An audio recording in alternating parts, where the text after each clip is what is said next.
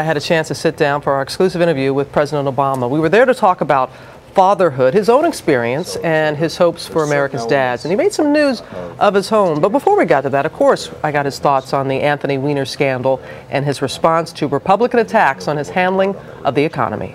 Well, there were a few parents.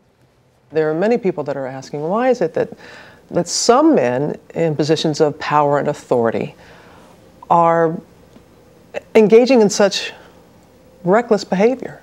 Well, you know, keep in mind that obviously the vast majority of folks are, doing the right thing and focused on their work. And I wish Representative Weiner and his lovely wife well. Obviously, has been a tough incident for him, but I'm confident that they'll refocus and he'll refocus, and they'll end up being able to bounce back. This is something that you were hoping to see, that he would step aside. Well, I think it was just important for him to be able to focus on his family and what's most important, I think, for all of us, and that is, how do the people we love, how are we interacting with them, and this gives him some time to do that. It became a distraction, and people want to talk about other topics such as the economy, the struggling economy, which was a hot button topic at the Republican presidential debate in New Hampshire earlier this week, and you were a top target. This president is a declinist. We need a new president to end the Obama depression. The thought was that you made a bad situation worse. How do you respond to that? Well, there will be time for campaigning. I'll let those guys sort out what they want to say.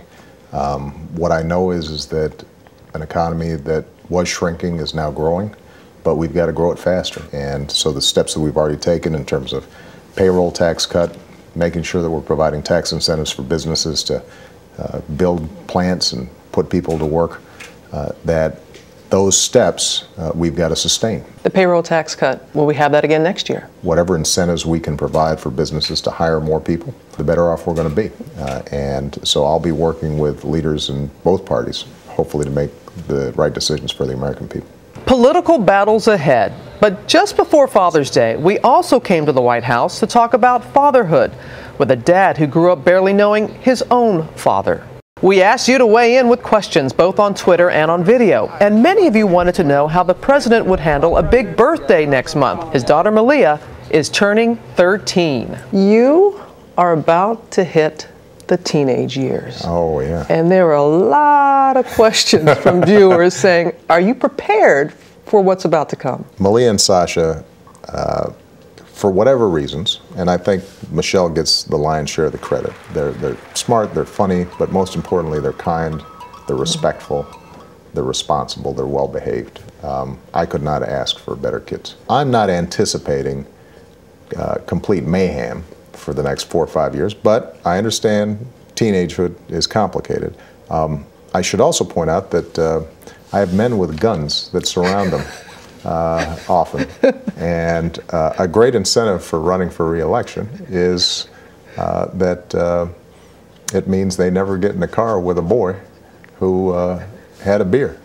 And that's a pretty good thing. Because still that young man, knock, knock, knock, That's right. 1600 Pennsylvania Avenue. It's a little intimidating. Just a wee bit. Yeah. I might invite him over to the Oval Office, ask him for his GPA, find out what his intentions are in terms of career. Very important, very important. I know. Malia, Sasha, if you're watching this, I'm just joking. Sure you are. Another question, what if the president had a son? I know you and Reggie have coached a little basketball. We were doing yeah, a little coaching. You did a little Absolutely. coaching, but this is a Little League dad who has a very interesting question for you. Hello, Mr. President. This is Sanford Brown, and I'm the proud father of 2 boys. I was wondering if you could tell me how you think fatherhood would be a little different if you had 2 sons versus 2 girls. Yeah, that is a good question. I've got friends with boys. It is absolutely true boys are different than girls. Not all of them, but generally speaking,